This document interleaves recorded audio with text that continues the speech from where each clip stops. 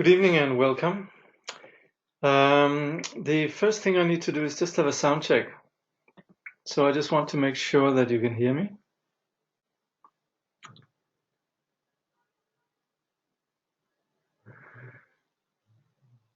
Good. All the way. Okay, that's good. Excellent. All right. So welcome to our fifth session of studying Cutting Through. And if you've done your homework, you will know that these are kind of biggies. These are big themes in the Mahayana, the 6 parameters, and then the teaching on emptiness. So, as always, it applies that in attending these kind of teachings, please generate the motivation that this is something that we're going to be practicing in order to benefit all sentient beings. Now, I'd also like to say that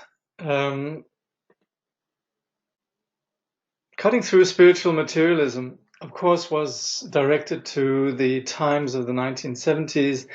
It is equally relevant today, and as such, we might think that it's particularly its material is particular about the West.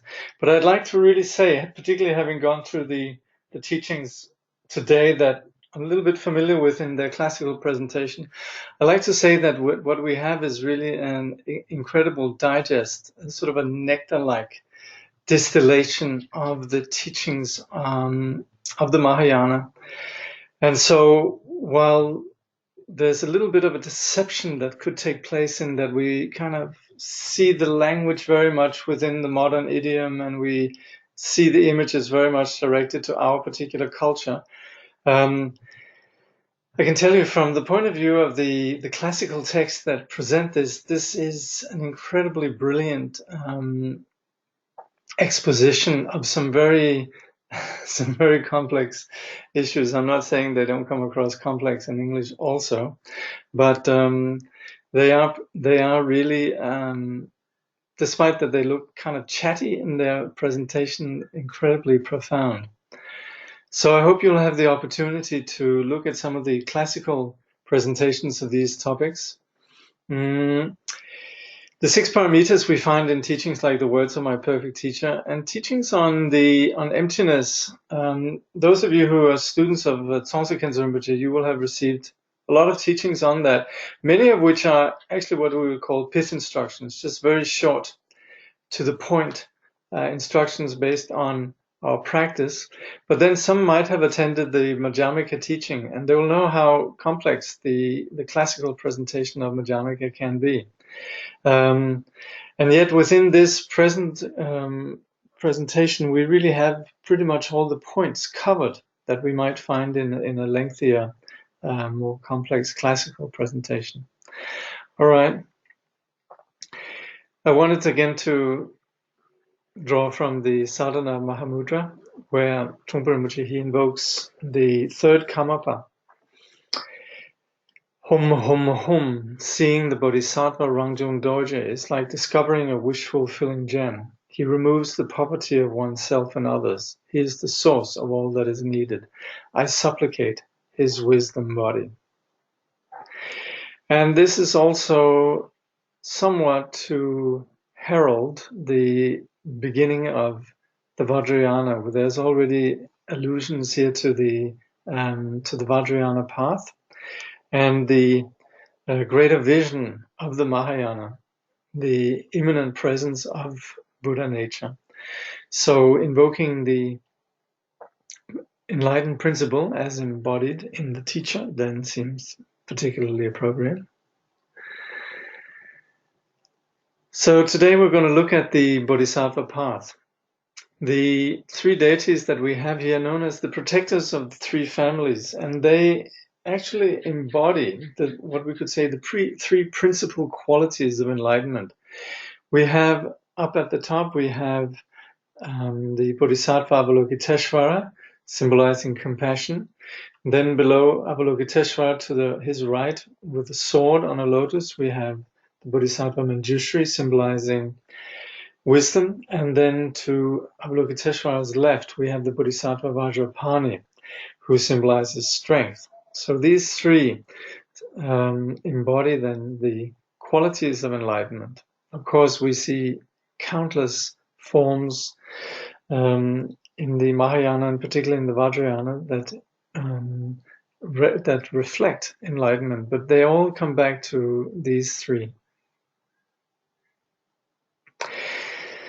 So in general, we've looked at the practice of mindfulness, which enables us to cut through the grip of our discursive thoughts.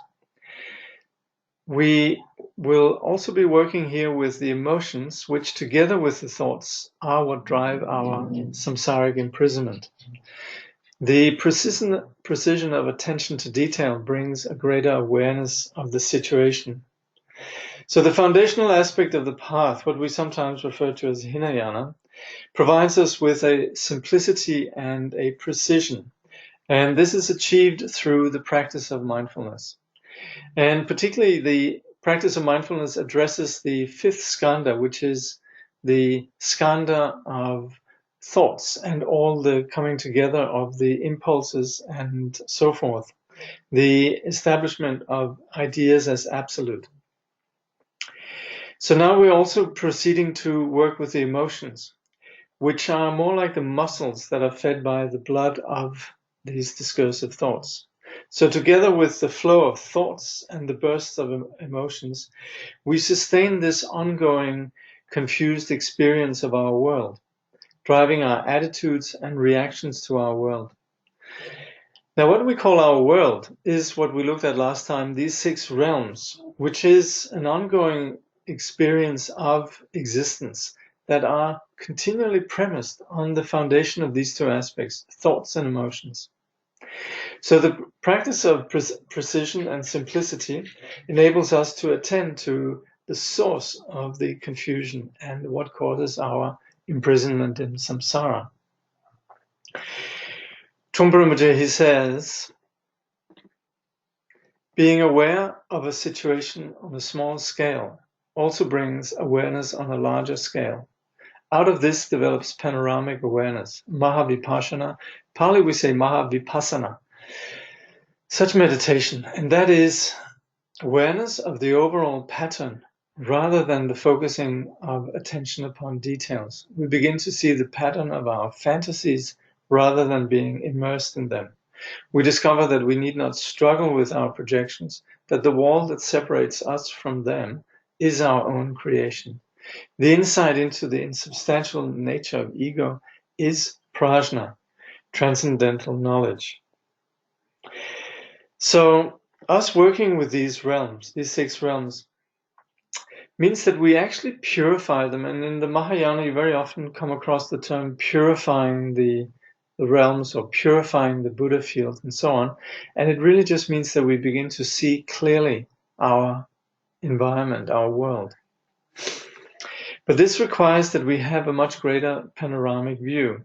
So this is what the greater Vipassana provides. We begin to see some patterns, but at the same time, there's this sense of humor we talked about earlier, and we don't become that immersed in them. So we also begin to have then a perspective that is not particularly lined up with our agenda, not owned by ego.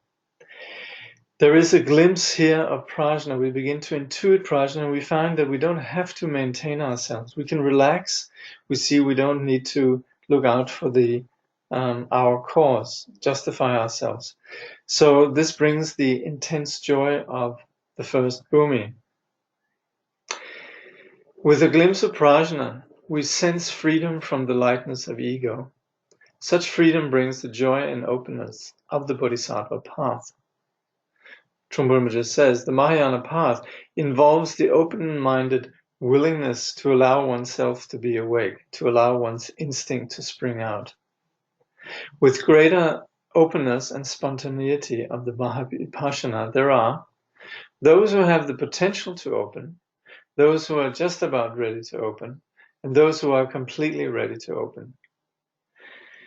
So we sometimes talk about degrees with which what we call the Jigsepa the awakening of our basically Buddha nature. Actually, Rik means family or our lineage. You know, when we talk in the sutras, it talks, O son or daughter of noble family.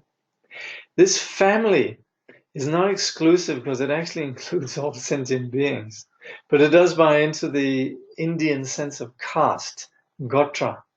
And so here the Buddha proposes a caste, a very noble caste, which is that DNA that we all possess, which is that we all belong to the Buddha family. We all possess Buddha nature. But that nature can be more or less obscured. So there's various ways in which we can engage that. But with our practice then having a greater sense of space, then we're not battling with the other. We see beyond our conceptualized ideas and labels, and we feel a greater openness and awareness, and we become increasingly precise, and our awareness becomes more and more all-encompassing. So we begin to see things free from the overlay of our conceptual labeling within a larger context of space. So this is the nature of the Mahayana path. So the meditation here, Mahavipassana, is less concerned with watching ourselves, as we are familiar with it from the sort of very careful mindfulness approach. And there's a greater immersion in space and a greater sense of letting go. So with the three kinds of individuals, then the first are the intellectuals. They, of course, have the potential to open.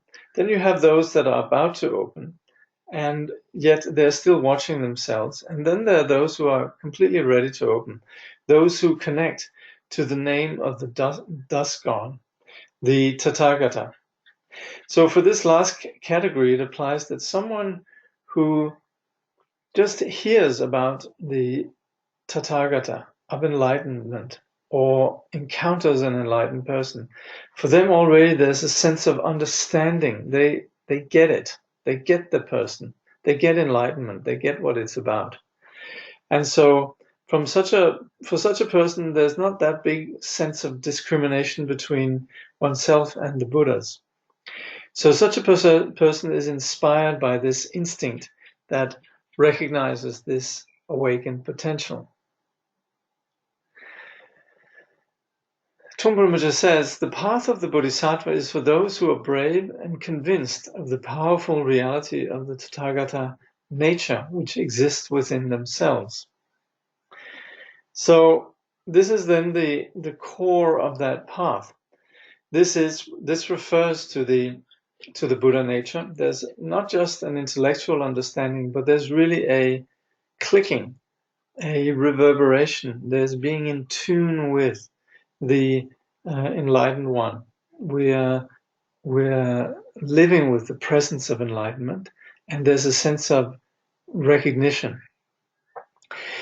So from the point of view then of skillful means, then there are 6 actions that come that organically grow out of that. And this is what we're going to be looking at here, namely generosity, discipline, patience, energy, meditation, and knowledge. So the Bodhisattva might not be someone completely awake, but he or she is willing to walk the path of the awakened ones. And so while there is the practice of meditation, there is also a way of engaging the body and the speech along with the attitude.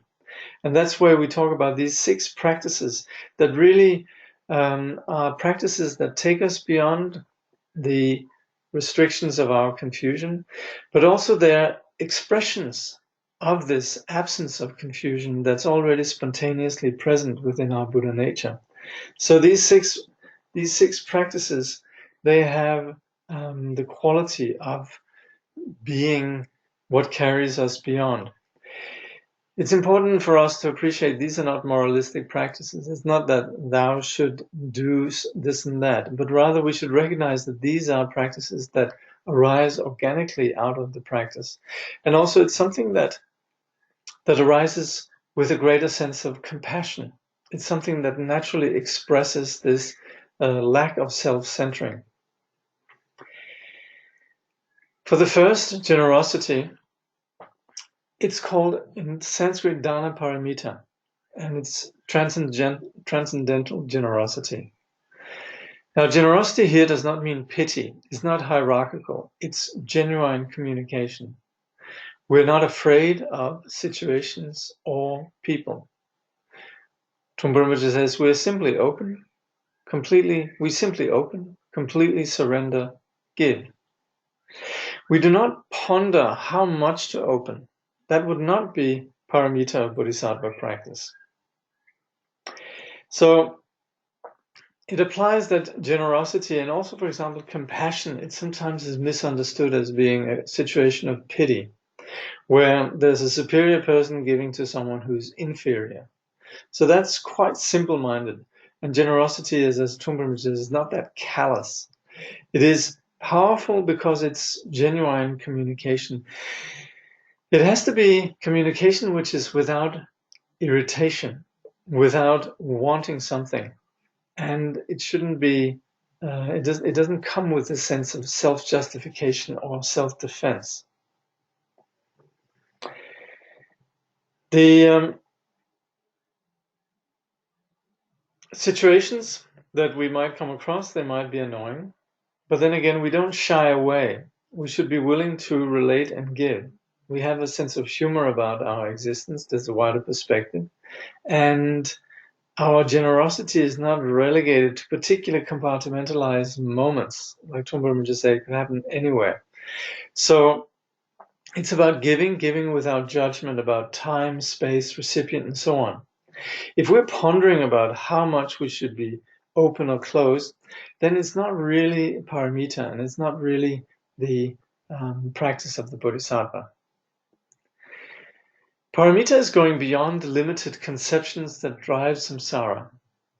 Dana paramita is without defenses. It is being entirely at the disposal of everyone. This doesn't mean that it's being a doormat. It's based on real communication, on seeing clearly what's required in the given situation. It's something that's ordinary, straightforward. It is not religious or philosophical.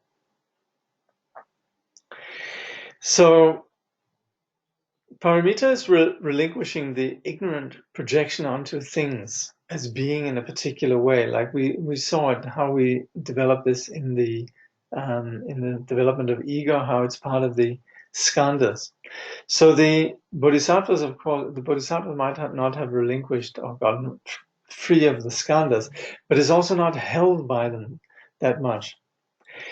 So very often we have this, from the point of view of the skandhas, then we operate with this warfare mentality where we say, and we have a judgmental mind that say, it is like this. Remember the fourth skandha that establishes truths. And then we say, it's like this, as opposed to it's like that. And then we have these two tensions. And in that space, we don't actually see or hear very well. We just manufacture our version of something. And on the basis of that, we accept and reject. This is what the skandhas do. We comment and judge, but we don't actually communicate. So that's the game of samsara. And this is what the paramitas are intended to remedy. Dana paramita, the paramita of generosity, is being open and without defenses. We give without expectations.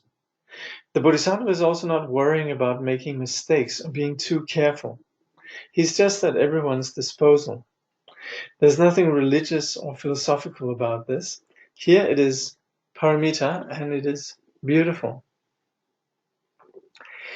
The second paramita, Shila paramita, transcendental discipline. This is not about rules. It is action informed by awareness that relates without duality. It is action without effort. The bodhisattva's actions are like the walk of an elephant, gentle and definite. Now, again, I have to reiterate, this is not moralism. That's not the point, that we should be like that. But rather, it's something that we aspire to, and we can do it. It's not like we push ourselves, but we do this as an extension of our practice. And there's not that rigidity that normally prevents us from going out of ourselves. We're able to do that organically. And also, as practitioners, it's something that we can identify the value of the practice. We can see this is what we would want to appreciate in a bodhisattva.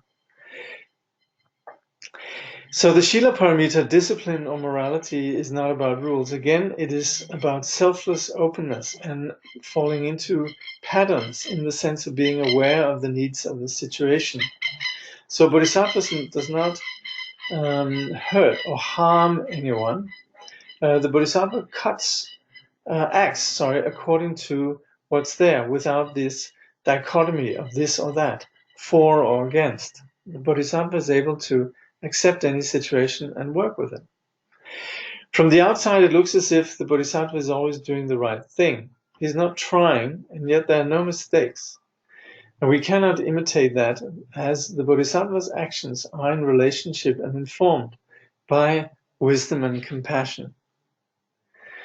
Such action cannot be achieved through effort. It is flowing where things work perfectly. Such discipline emerges out of the discipline of generosity and is adapting to what is, the patterns of the situation.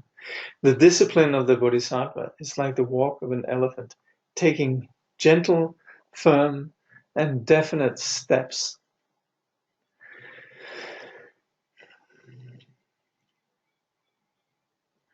Shanti Paramita, transcendental patience. Patience here does not mean being forbearing. With no expectations, we have no impatience. With no expectations, we have no impatience. The bodhisattva does not want anything. Whatever comes, the bodhisattva is never shocked. So, actually, there was a quote from Trungpa which I was going to put in. It seems I've left it out. Apologies. Where he says, once one is aware of the space between the situation and oneself, then anything can happen in that space. Whatever occurs does so in the midst of space. Nothing takes place here or there in terms of relationship or battle. Therefore, transcendental patience means that we have a flowing relationship with the world, that we do not fight anything. So, end of quote. So the paramitas blend into each other. They're not separate practices. They work together. And so in the case of patience, it again emerges from the lack of duality. And it's particularly not anything to do with being hardworking, forbearing, or an enduring person, a martyr.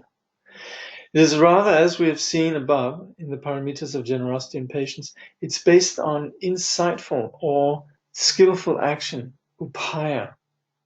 Upaya is such an important word because this is where we make our ordinary experience, our ordinary phenomena, whatever we might have, we make that the path. And that's a skillful means. You would say wisdom exists as the truth, but it's the upaya that enables us to align ourselves with truth. In the context of the paramita of patience, we do not have expectations, and hence we do not become impatient. In lacking wisdom, we're often impulsive and lack awareness of the environment. The bodhisattva does not want anything, so the bodhisattva does not create waves or reactions. The bodhisattva feels the space and is not fearful of what the situation might bring. The bodhisattva is never disturbed or shocked.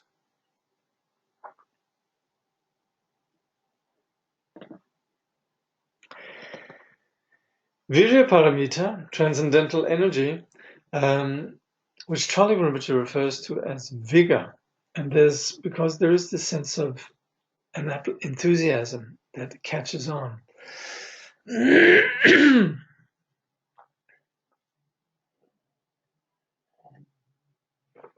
So, again, Trungpa Rinpoche says, one never sees situations as uninteresting or stagnant at all, because the Bodhisattva's view of life is extremely open-minded, intensely interested. So these above paramitas, and they all sort of come, it's a development really, they're increasingly subtle But so they build on each other. And in the case of virya, it's a joyous energy of appreciating situations. We don't shy away, and we enjoy engaging, which is the opposite of this slog of being dutiful, doing what we have to do. So without being judgmental, the Bodhisattva is also not blank, not vacuous. It's not woolly-headed. He understands the details of the concepts and is able to evaluate, but he's not caught by these insights, these views, and he goes beyond and takes a panoramic view, which prompts a great interest in life. The thing about the Bodhisattva is that he or she has taken a vow to never relinquish all life or all sentient beings. There's not the sense of retreating away. So the Bodhisattva works hard with joy and without wanting anything. The Bodhisattva is here for a very long time. He has infinite patience. So he's not even waiting for enlightenment. And that lack of ambition could very well mean that enlightenment just happens. There's no conscious ambition. So enlightenment happens organically. And so this is where wisdom and compassion continues to expand. And from that point of view, then there's a continual increase in energy. Prajna Paramita, transcendental knowledge. So this you also have, this is also referred to as a large category of teachings. For example, not recently, just a few days ago, Tsongtse Rinpoche was teaching the Vimalakirti Nirdesha Sutra in Bodh Gaya. And that belongs to the Prajna Paramita literature. It's a very profound pith instruction, really, in the Prajna Paramita. But Prajna Paramita literally means this insight that is free from the ordinary confusion. Trungpa Rinpoche says the Bodhisattva might perform his actions methodically and properly, but without knowledge.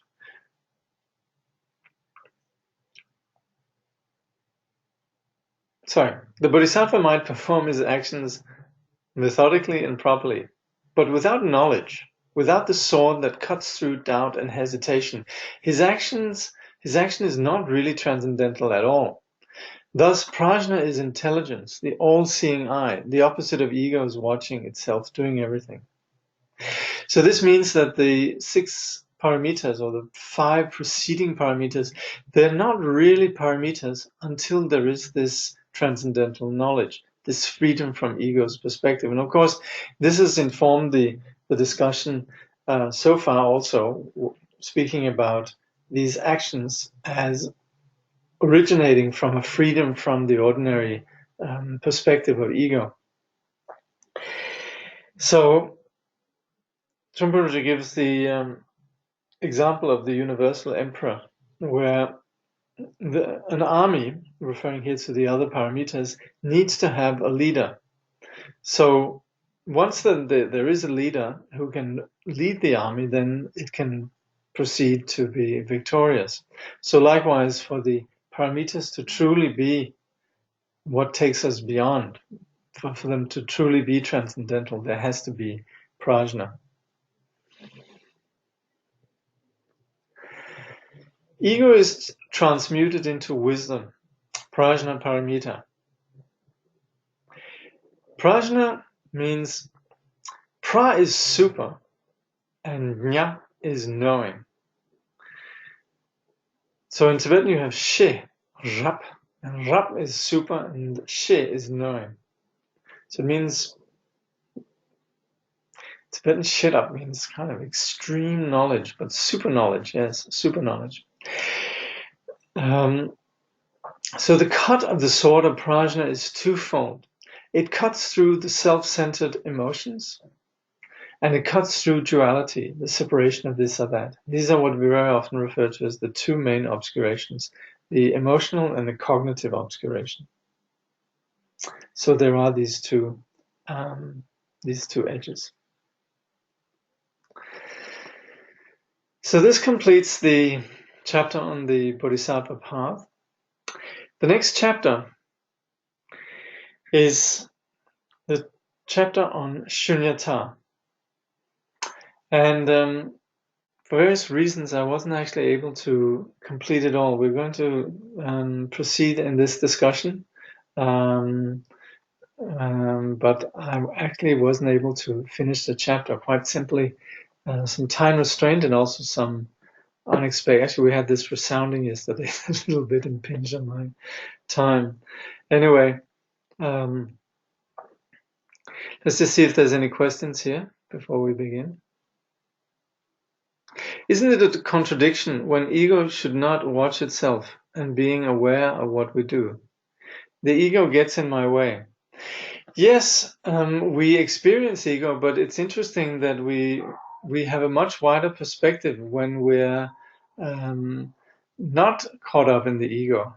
You could say ego is when our awareness becomes centered on the self. And that's where there's a strong barrier between ourselves and our world. Yes, ego gets in the way, but the watching or the knowing and the awareness, which might not, the degree to which it less watches itself and more is aware of the other and the world around, the less it gets in the way. So we have a dynamic situation. It's very important that when we talk about ego, we're not like burdened with ego. There's some who have no ego and we have ego. The ego comes and goes. And of course, when we're working with the path, we're providing the conditions for the freeing ourselves from the grip of ego, the duality between this and that, us and them, self and other. So this is a continual process that we're involved, but it's very, very important that we can distinguish and see where it is that we trip ourselves up, and that is when we get tight around ego, and that is where we need to apply the practice of the path, meditation particularly. So here we have the mother Prajnaparamita, and the following discussion comes from the great expanse that is not subject to objectification, grasping, and as such it's the beautiful expanse of reality, which is cannot be thought about, cannot be spoken about, cannot be expressed in any way. It can only be known through wisdom. So this nature is referred to as the Great Mother. We call this the mother of all the Buddhas. Now, this nature, this soft nature, is in it being intangible. It's known as the wisdom that drives enlightenment. So it's a big topic in Buddhism. And I remember when I read this chapter first time, then I had a hard time getting my head around it. So I actually thought to just provide a little bit an overview of what this chapter contains. And I put in the page numbers and paragraph numbers also, so that you can see where these are found. And also, as we go through the text, I'm going to just have it running on the side, just what we call the structural outline or contextual outline, so you can know where we are. And when you can see the red over on the left side will tell you where we are in the discussion. But it's just really because it is it's an important one. At the same time, relax, because what we're talking about here, it's something that we definitely should apply our intellect in understanding it, but it also is informing that which is beyond ordinary rational mind.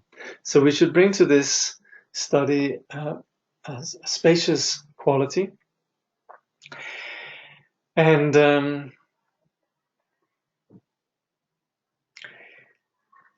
Trungpa Rinpoche talks about 5 things here, really. This is, of course, just as I see it, but he initially talks about a Heart Sutra, which gives us context of what it's about and the teaching.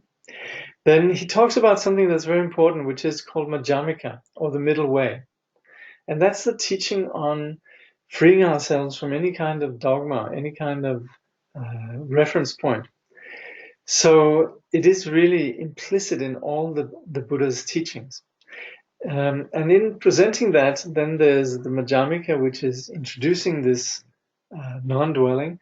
But there's also in that, which is very helpful, enabling us to see how we, in the way that we try to explain the universe, we very often hear discourses that fall into various, what we in Buddhism call extremes, essentially conceptual pigeonholing of reality that happens in philosophy and religion. And so Nagarjuna, who formulated the Madhyamika, he was very skillful in that he sought to eliminate or to refute, show the redundancy or the flaw in these attempts to conceptualize reality. So there is what we call some objects of refutation in that context.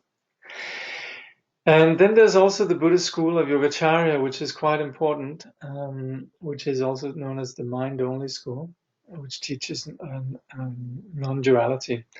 And in preparing the notes for today, I actually only got thus far. So we'll see. Maybe next time the session will be a little bit longer. And if need be, maybe we'll take another, an extra session too. We sometimes had to do this in the past. I hope that's okay. So, Shunyata. So the context then, this is the Heart Sutra, and it's about discovery of this nature. Trungpa Rinpoche says, cutting through our conceptualized versions of the world with a sword of prajna, we discover Shunyata. So as we saw before, prajna is this insight when ego falls away, confusion falls away. So the degree to which our confusion falls away, to the degree then prajna emerges. And this is what enables us to see a much greater space, shunyata, which is the freedom from these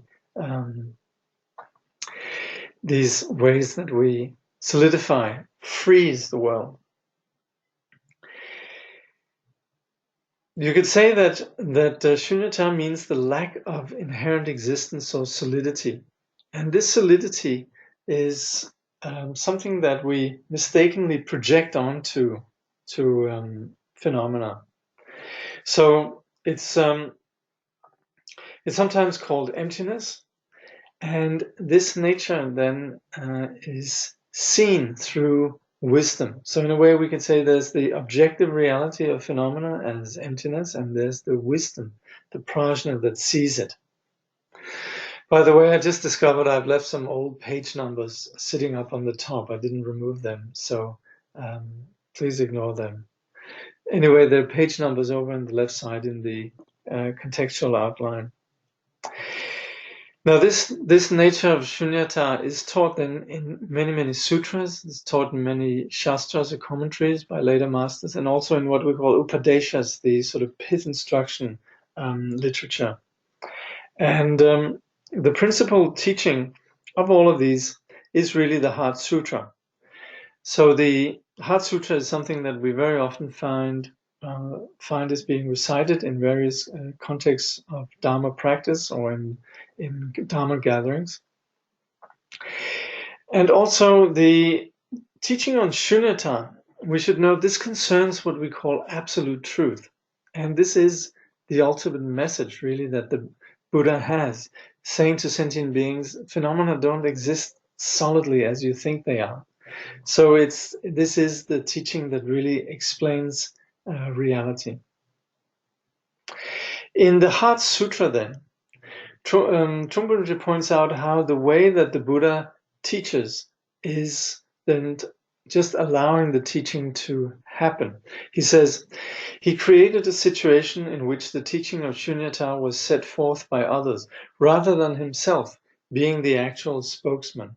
He did not impose his communication, but created the situation in which teaching could occur, in which his disciples were inspired to discover and experience shunyata. So with that, the Buddha was in fact teaching. It said this is one of the 12 ways that a Buddha teaches. And in this context, the one who expounds the teaching, Avalokiteshvara, represents compassion and skillful means. And he teaches to Shariputra, who then represents wisdom or prajna, the discerning mind. And Trungpa Rinpoche also refers to him as sort of the scientific-minded person. And this, of course, is also a theme in all the Buddha's teachings, that we want the recipient to bring to the teaching this intention to test, to put the teaching of the Buddha to the test. So Shariputra, being the recipient and the one requesting this, embodies this intelligence. Famously in the sutra it says, O Shariputra, form is empty, emptiness is form. Form is no other than emptiness, emptiness is no other than form. So form, Trungpa Rinpoche says, is that which is before we project our concepts onto it. It is the original state of what is here, the colorful, vivid, impressive, dramatic, aesthetic qualities that exist in every situation.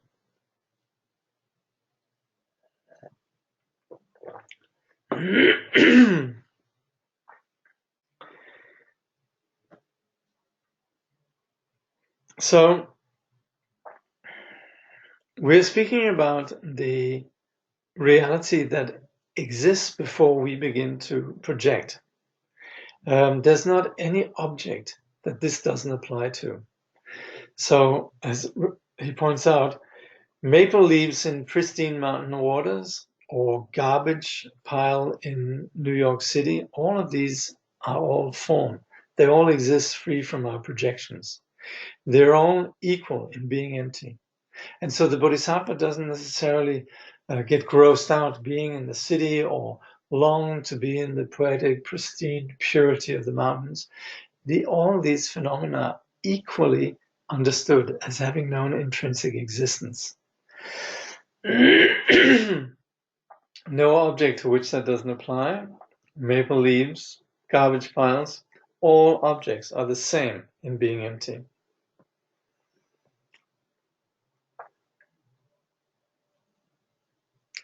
So when we say that phenomena then are very empty, we can establish that.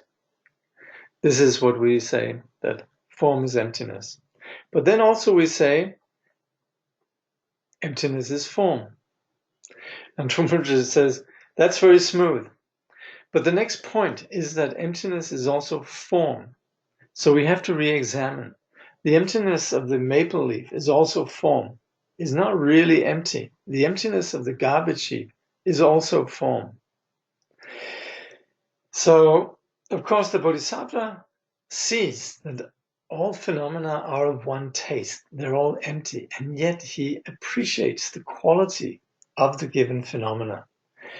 And so we don't bring to our outlook some bland view that everything is just empty. It's just that we're not alarmed by any phenomena. There's no preference. But we appreciate the detail of the maple leaf. We appreciate the detail of the garbage heap. And so we say just because phenomena, they're empty, in the sense that they can't be grasped, they still appear. We still have a whole realm of phenomena. So it's as if Rinpoche, he says, form comes back out of emptiness. There's still texture to feel and experience. There's the quality of form, its isness. And that is known then as we to a greater and greater extent appreciate this isness to the extent that we experience emptiness. We no longer set up the same filter that's been put in place by ego. So we see clearer things. We have a unity of these two, in fact. we see that looking for beauty or philosophical meaning to life is merely a way of justifying ourselves, saying that things are not so bad as we think. Things are as bad as we think. Form is form. Emptiness is emptiness. Things are just what they are, and we do not have to try to see them in the light of some sort of profundity. Finally, we come down to earth. We see things as they are. So this is also what we encounter in the experience of meeting a sage. We would not have a sage who was off in a different rarefied realm of mystery. The sage relates very much to the world, and yet there is, and even you could say, even in a greater extent, the Bodhisattva is seen through both the notion that things are solid and ultimately empty, and yet that emptiness is also not an absolute, and phenomena appear unceasingly. All phenomena have their unique isness, so we realize things simply exist as they are without our conceptual overlay. So this insight does not prompt angels and fanfare. There's no higher consciousness or some sort of deep profundity about this. It is seeing things in their own right.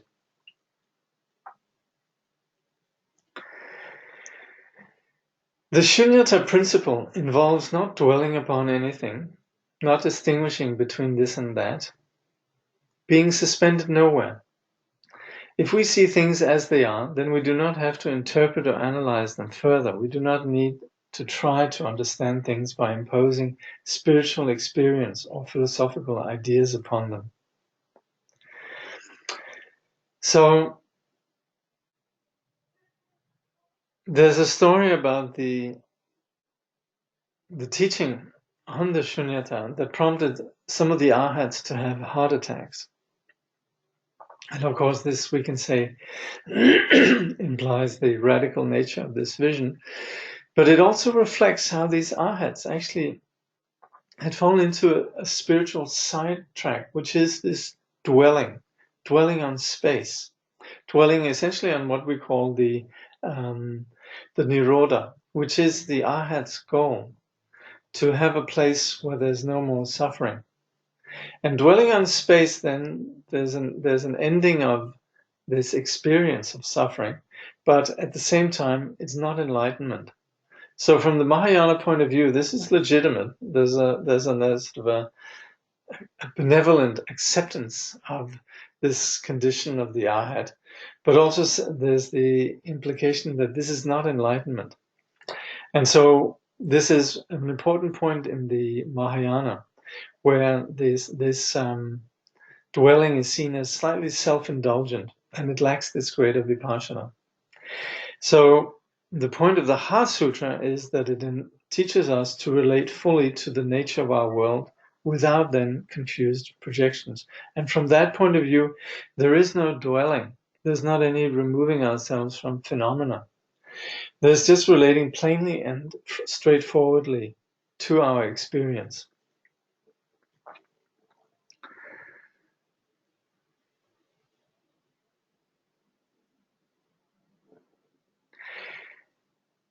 So our presentation here of the Heart Sutra then comes from the perspective of what we call the Madhyamika, or the middle way, the non-dwelling, basically. Trungpa Rinpoche said, it is questionable whether one can even speak of reality, because this would imply the existence of some objective knower outside and separate from it, as though reality were a nameable thing, with set limits and boundaries. And the Madhyamika school simply speaks of the tatata as it is. Nagarjuna much preferred to approach truth by taking the arguments of other philosophical schools on their own terms and logically reducing them ad absurdum, rather than by himself offering any definitions of reality. So, of course, this is implicit in our path, in the practice, the relinquishing of reference points. But at the same time, we do live in a atmosphere and a context where there is the philosophical search of trying to understand and trying to grasp intellectually the mystery of the universe and so on. So Nagarjuna made a point that any of these positions, any of these attempts, actually they're entirely based on their own particular logic and have no real basis in the space of reality. So the middle way or Madhyamika approach is then taking the insight of the futility or the deceptive nature of conceptual labeling and using that in the realm of philosophy. So the Madhyamika very compassionately does not just say, goodbye, we can't be bothered to talk with you guys.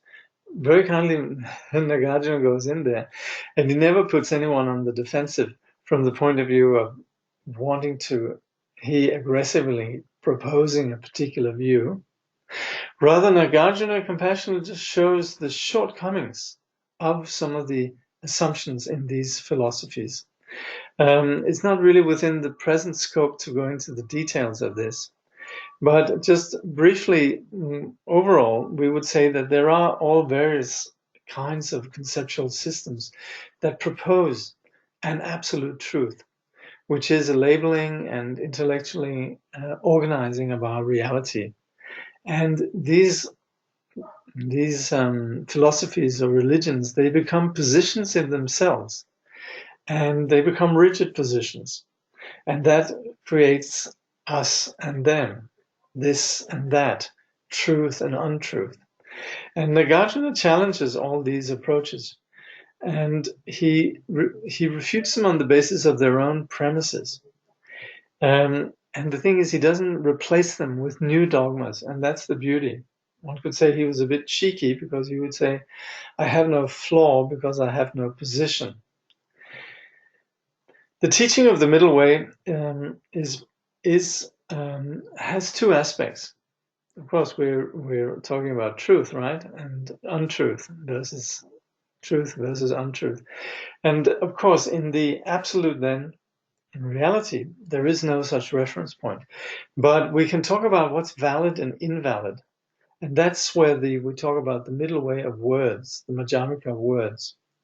And that's based on words and they uses logic and so on. But its objective is the real middle way, which is experience beyond words, concepts. It's beyond any attempt to pigeonhole reality. And that's so much, you could say, the flavor of what we have here in Trungpa's presentation.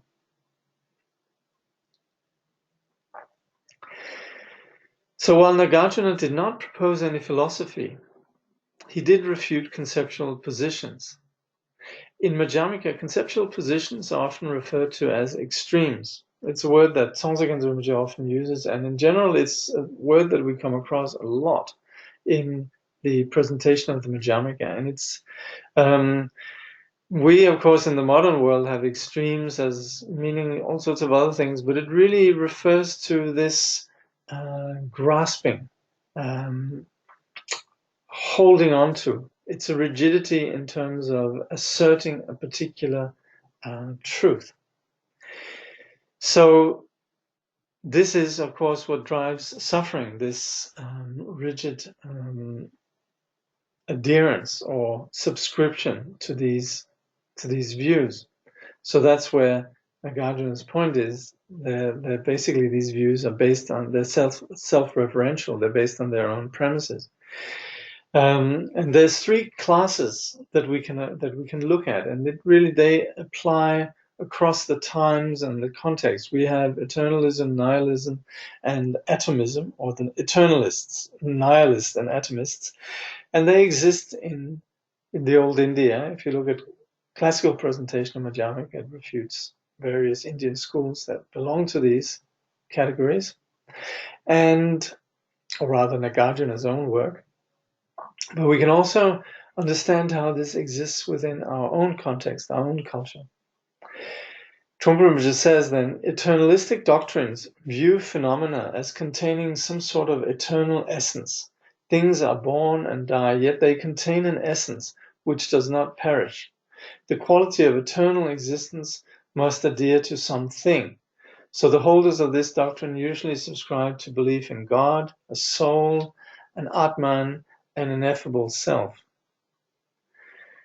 So we have in the Madhyamika then this addressing that. And what is addressing is something that we find across theistic Hinduism, also in Vedanta, in Islam, we have it in Christianity, and so on. And we have it all across the various religious and philosophical traditions. So as we saw earlier, Nagarjuna doesn't propose any philosophy, but he does refute the problem with conceptual positions. So the eternalist view is the view that there is some sort of non-perishing substance that endures beyond birth and death. So when we have that view, then it's something that gives us some sort of a permanent reference point, which can give us some reassurance. And this, of course, is also very much part of the modern critique of religions. It's that it's well, as Nietzsche was saying, it's for the slave, for the weak, those who can't bear reality, then they have to have these things to reassure them. So now looking at nihilism, which famously is a bit more sophisticated, and very often say that eternalism is quite easy to refute, and nihilism is a bit more subtle. The nihilist view is that the universe takes place mysteriously. There is no real explanation at all. Possibly a nihilist would say that the human mind cannot comprehend such mystery. Everything springs from this mysterious nothingness, which is the nihilistic approach to reality. As long as we continue to look for a conceptual answer, there will always be areas of mystery, which mystery is itself another concept. So this might not be the way that we normally think of nihilism. It's not the way that I normally think about nihilism. So I've actually been really, this has made me think a lot. And I always take this approach when there are things that sort of stops me in the tracks. Then I always think there must be something that can be gained from thinking about this. And of course, what we're talking about here is that nihilism is a reaction to the eternalist position that there would be something. So of course we can see there's not really anything that we propose to be there, the God or something unchanging. So then it falls into another place, which is just saying, well, then there's nothing. And that, again, doesn't really explain much. And so that's where we can talk about that, in fact, as a mystery. So that's where we then just say, well, we're just here. We can't really know anything about it. And so the implication is the mystery then becomes something that we objectify. It becomes a reality. It becomes a belief system in itself. That's where you have people who say, I believe in nothing. And they think they're being agnostic, but in fact, they're sort of taking a new view. And they can become very religious and very rigid about this nothingness, this mystery that they insist is there. They might not call it the mystery. They certainly don't. But it is, in fact, this, you could say, fascination with just leaving it as inexplicable. So that actually, strangely enough, actually can lead to that we don't really look at the causation, and instead we just think that things just happen. Again, with this mystery, this is where people say, oh yes, it was due to happen, or it happened because it must happen. Again, without really looking at any kind of causes that went to something happening, then we think there's some sort of cosmic mystery that has decided it must happen. Things has to be this way. And so this is where it can, in the case of nihilism, become quite dogmatic, and it can become this belief in nothing. The Hinayana approach to reality sees impermanence as the great mystery. That which is born must change and die. However, one cannot see impermanence itself, but only its manifestation in form. So there is this search for what is assumed to be a mystery. The Hinayana thinks then of impermanence as this great beyond. They attribute existence to mind and matter, but they see these as impermanent. So there's moments of there's subtle particles. These are the atoms. There's subtle consciousness. The Hinayana, or this, you could say, what we call the Hinayana, Shravakayana, and so on, speaks of no self. They talk about dependent arising, no self, and so on, but they do consider that there is actual atoms that exist in matter, and also in terms of consciousness, there are short moments of consciousness that exist in time. So they still cling on to the idea of time and space. What they then do is contemplate impermanence in what can be seen in the phenomena, as well as also in the mental events. So while they see the impermanence of these phenomena, they still see it in terms of this and that. Just to go back to the bullets, the Hinayana sees no self, yet asserts atoms and minute moments of time. Here one contemplates impermanence of phenomena and mental events. Phenomena are still seen in dualistic terms. From the Madhyamika point of view, these three misconceptions, eternalism, nihilism, and atomism, I'll begin over, because this is from Trungpa. I should quote him without interjecting anything. From the Madhyamika point of view, these three misconceptions of reality are virtually inescapable as long as one searches for an answer to an assumed question, as long as one seeks to probe the so-called mystery of life. Belief in anything is simply a way of labeling the mystery. This is very significant, that we think that truth about reality necessarily is something that we can arrive at in terms of a conclusion. This is the conclusion about Madhyamika.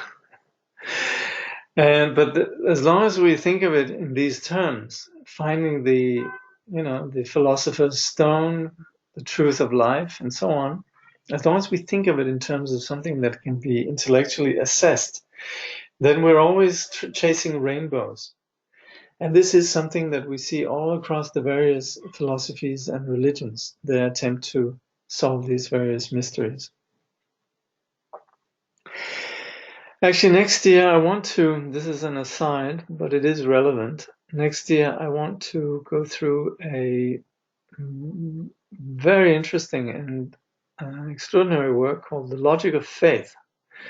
I'm going to have two works next year that are written by Westerners, students of various lamas, and this Logic of Faith is written by Elizabeth Mattis Namgyal, who's the wife and also very close disciple, first disciple, I think, of Ziga Kongtrul Rinpoche.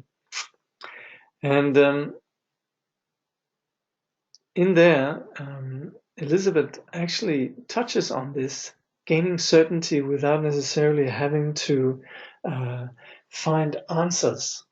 We can gain certainty in the nature of our reality through experience, but it might not be about us finding pigeonholes for our ideas or reducing reality to labels. So we'll look more at that. And also in presenting the material here, of course, I apologize that I hadn't covered everything today. There's still Yogacharya, I think. But it's it's really important to read the words of Trungpa, and of course I feel a little bit uncomfortable in, you can say, chopping it up and highlighting these points. But you will have a much more fluid presentation, of course, in reading the chapters and the chapter itself. But I do think it's necessary also to identify the points that are being made here. So hopefully this approach here with the structural outline in the left is helpful. So this is not by Trungpa. These are my bullets. Again, I apologize. I'm a little bit of a time constraint today. So the Mahayana Yogacarya lineage refers to mind as absolute. So the Yogacarya understanding is mind is that which is absolute. And this mind then ultimately is the non-duality of perceiver and perceived. The Yogacarya practitioner sees the external perception as a display. So that's what we mean with the non-duality. Trungpa says, thus the enlightened person is not caught in the dualism of subject and object, internal and external, knower and known, I and other. Everything is self-known.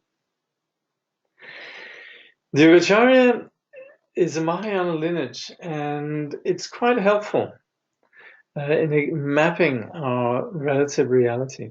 Of course, the objection here in the context of shunyata is that mind itself is not absolute. But the Yogacarya does arrive at going beyond the conceptual constructs through positing this non-dual awareness, where they explain the world in terms of a non-duality of mind and matter.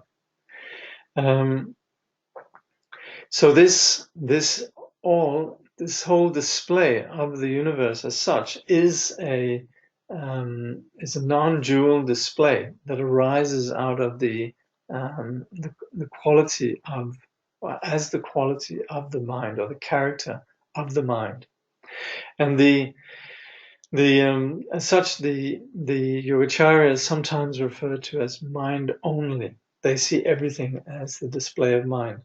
So the middle way refutation of this kind of position lies in that there is an assertion of mind as absolute. I remember one Sanskrit Rinpoche says, actually, we can agree with everything the Yogacaryas say, except this thing about that there's an absolute mind. And there are also within the Yogacarya those who would say this is just, they agree with the Madhyamika, but it's just a way of explaining relative truth. But if we do have Yogacarya as an assertion of mind as absolute, then of course there is still this reference point as something that's dwelt upon, and so even this non-dwelling is also something, or even this dwelling is something that we need to go beyond, and also ultimately non-dwelling. So I think that's as far as we're going to be going today. And next time then we'll do the last part of this chapter and the next chapter. I might actually relegate the last chapter then, which is on Tantra. It's also quite an extensive chapter. Might relegate that to an additional evening. So you might we might have another session. Let's see. I'll let you know, obviously. Okay, let's see if there's questions here. Is the relinquishing of reference point possibly about detachment from reference point, which then still asserts the existence of such references in the relative sense? Well, we of course have reference points continually, and we operate with that. And within our relative reality, we have reference point. We operate within duality. But what we're continually operating with, what's continually the project here, is this greater vipassana, this insight of prajna that no longer is caught by ego. And so there's a lessening of these reference points. There's a lesser need for these what in the first chapter was described as the defenses of ego, the various lines of defense of ego, which are the thoughts, the emotions, and the ideas. So we naturally have these, but then again, and they exist in a relative sense, but we're gradually more and more becoming aware of their relative nature, and that enables us to have a greater perspective. I'm just wondering where this view of it, things happening because it was meant to happen, fits with karma. Well, karma is famously not deterministic. So karma is exactly taking into account that things are complex and they happen for a number of, a plant doesn't just meant to happen. It comes about. We can't say this plant was meant to be in my front yard. Somebody planted it there, and then on top of that, there's been rain, there's been sun, and so forth. So, so karma is the very opposite of determinism. And that's unfortunately, you could say, the old Orientalists that first came across the way of explaining things according to karma, which very much involved accepting things as they are now, thought that this was some sort of deterministic view, fatalistic view. Oh, it's meant to be like that. It really just means that people are comfortable with where they are now because there's not much they can do about it. But karma also means that what is going to happen in the future depends entirely on what we're doing now. Of course, it's a bit more complex than that, because then we also say there's karmic patterns and habitual patterns that do carry with them habitual ways that we have. So we are sometimes stuck with the conditions from the past that drive us in the present.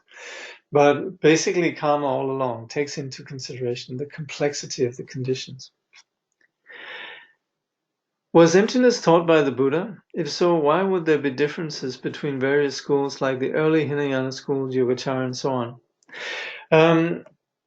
Yeah, the Buddha taught emptiness, but then again, there was a time when some of the Buddhist schools, they began to refer to some aspects of understanding wisdom that Nagarjuna said, wait a minute, not so sure this is what the Buddha intended. And so that's where the Nagarjuna, he made a point, and he wrote what's famously called the Mula Madhyamaka Karika, where he identified this holding on to certain things like time and space, and the objects of time and space, atoms, basically, that's difficult. That's very problematic, and it's definitely not the middle way that the Buddha intended. At the same time, Nagarjuna was very skillful, and he said, okay, well, you might wish to subscribe to that, and that makes sense. Initially it might be too much to just have this absence of reference point. And that is then where the Mahayana, and of course it sounds very chauvinistic, but they then coined the term Hinayana as those who subscribe to a more narrow view. We generally refer to Hinayana as something that's part of our own journey. So it's not so much a something they're out there, but it's more we are at a Hinayana level, a Mahayana level, and so on. So we don't really think of the phenomena as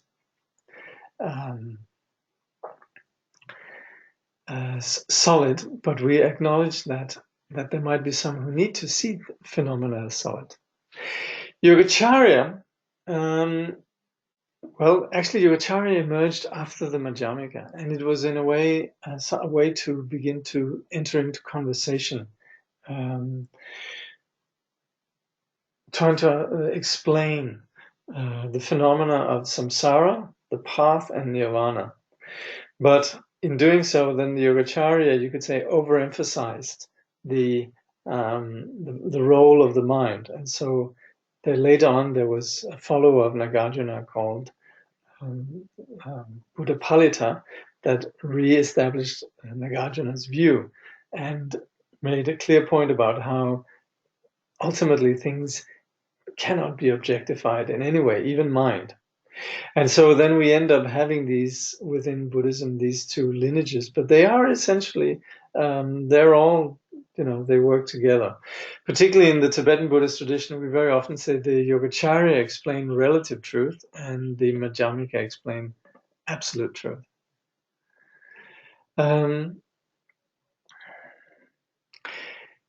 Is prajna, the all-seeing eye, unchanging, ever-present?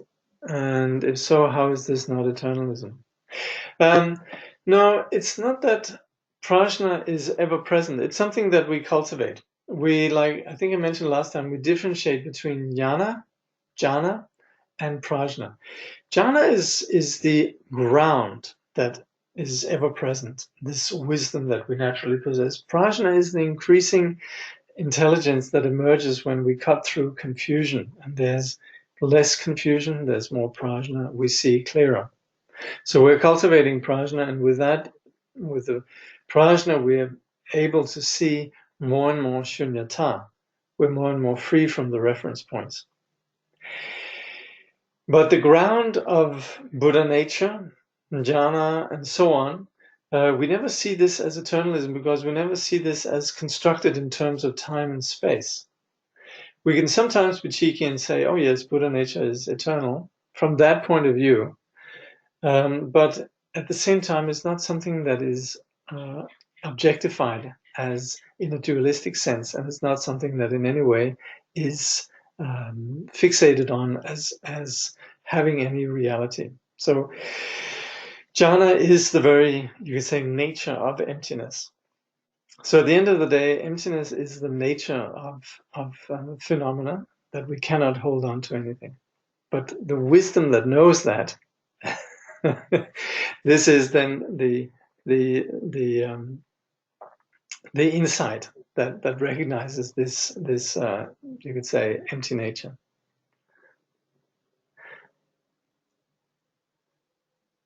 Why is the VCT missing in the second line in Yogacarya?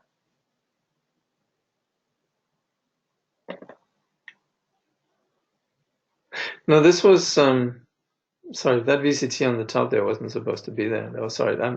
Also, it's lacking the bullets. I apologize. This is just due to some time restraints. I'm sorry. It's working up to the last moment here. Oh, it's in the book. All right. It's in the book. Why is Yogacarya, why is the Trungpa missing the second? Oh, this just different spellings. Sorry. Yeah, you'll find different ways of spelling it. Yoga Charya. It means practitioner of yoga, basically. So it's the way that we practice. The Yogacharya has this sense of abiding within this. Basically, Yogacharya is the path of yoga, really, in the sense that it abides with the nature of, or rather, it abides with Buddha nature, with the understanding of emptiness. Okay, so I guess we'll stop at this point. And this, of course, is a biggie, but I'm also really happy that we have an explanation like we have here from Trungpa in a more familiar vernacular. Sometimes the classical explanations can be a little bit forbidding. They're very dense in their logic. It's a bit like math, algebra, very dense reading.